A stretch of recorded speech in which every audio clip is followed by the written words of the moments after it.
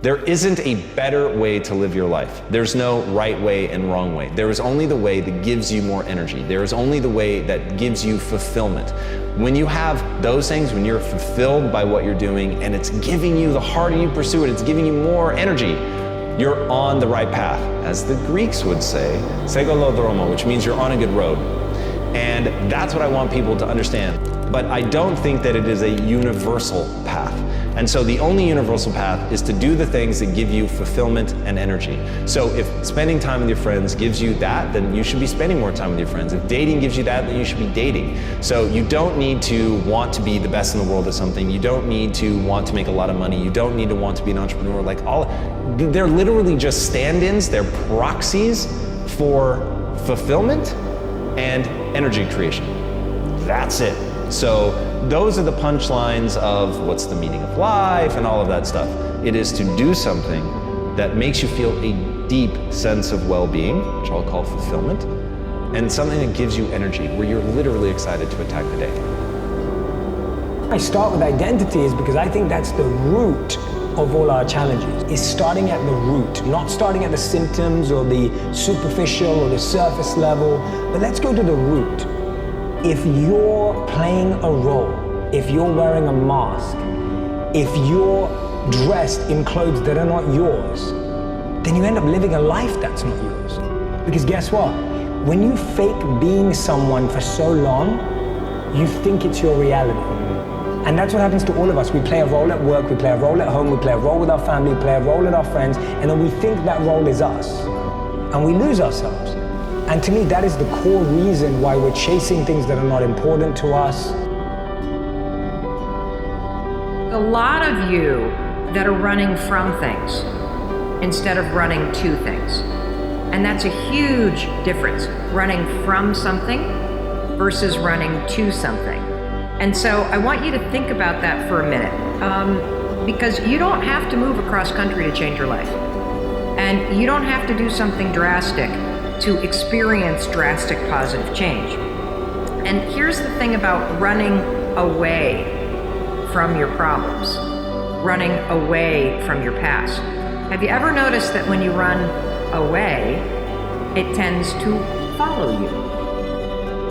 All we have, which everybody talks about, is this moment, this precious second right now. So the more I could be here right now,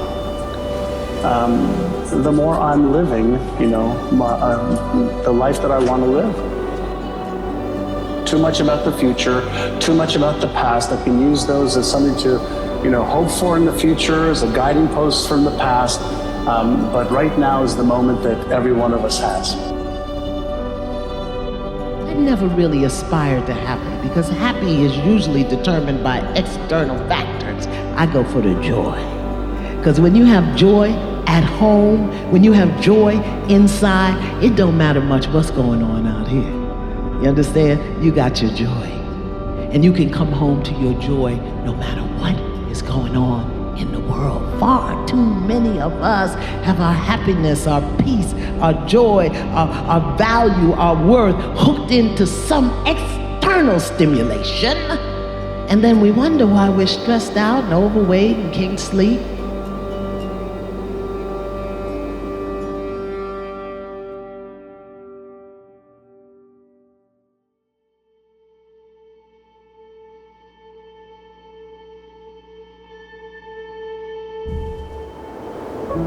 You have those scars in your brain from life, but what we don't do is we try to hide those scars. We don't want to go back and revisit it. So I started realizing that my life was causing a whole bunch of scarring on my brain. And I had to go back and really break open that scar and let it bleed. And that was a very painful journey for me to go back.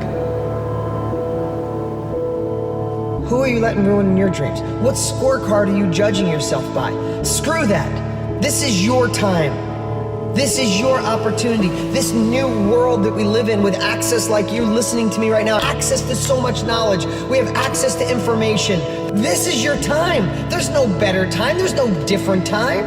This is your time.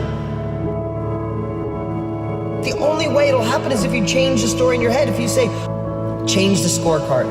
Change your desires, find your passion. When people tell you stop dreaming, tell them, I'm sorry you gave up on yours. I'm not quite there yet. That's the response you need to share.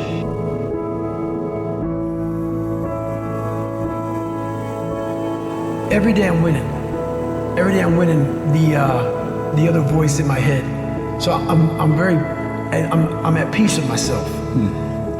The things I do for fun are like me bettering myself. Yeah. But I also love accomplishing and overcoming myself every day. Because every day is a battle. Every day is a battle because your mind wants to choose the path of least resistance. Every day. But you don't become better by ever doing that. You become normal. And I don't want to be normal. So it may not be a life for everybody, but I find a lot of peace in not being normal in my life.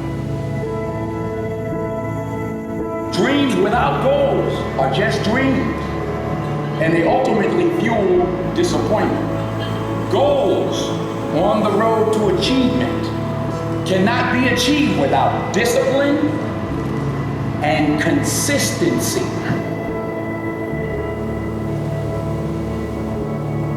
As Shakespeare noted, there's nothing good or bad, but thinking makes it so.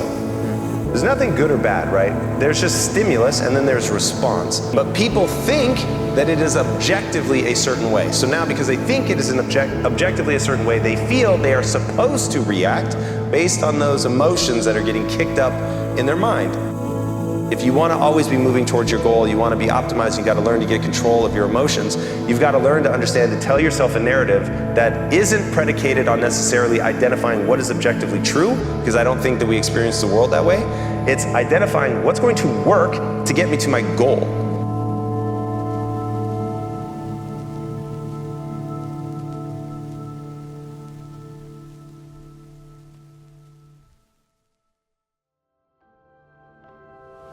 Your joy, your sadness, your happiness, your misery is determined by something or somebody around you. The chances of you being joyful in your life is remote. Is it true that human experience, joy or misery, agony or ecstasy, madness or sanity, everything is created from inside?